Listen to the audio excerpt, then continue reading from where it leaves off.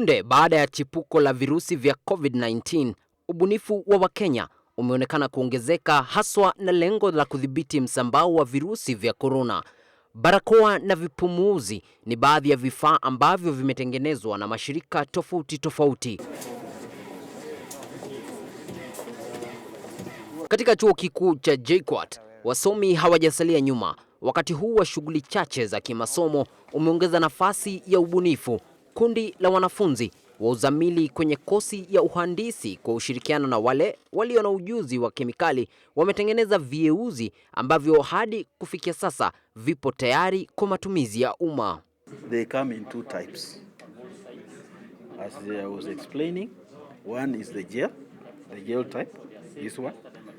The flow is a bit more viscous. This one you can't use a spray. It's too thick. And then we have the spray type, which now is also very convenient for people who are working with matatus.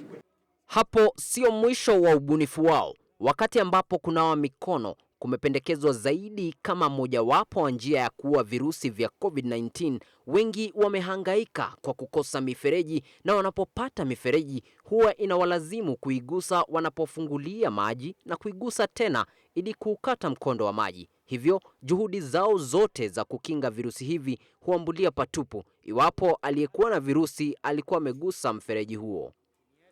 Kutokana na hili, wanafunzi wa JKUAT wamefungua na kuunda kituo cha kunawia mikono cha kidijitali ambacho hakihitaji kuguswa ili kufanya kazi. This is the soap. So it will allow me around 20 seconds to wash thoroughly. Okay. And this is how we are supposed to do it. Now it has released the water.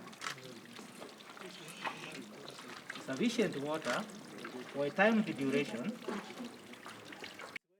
Kifaa hiki pia kina vidude vinavyoonyesha viwango vya maji ili yapate kuongezwa ikiwa yameisha ama kupungua kupita kiasi.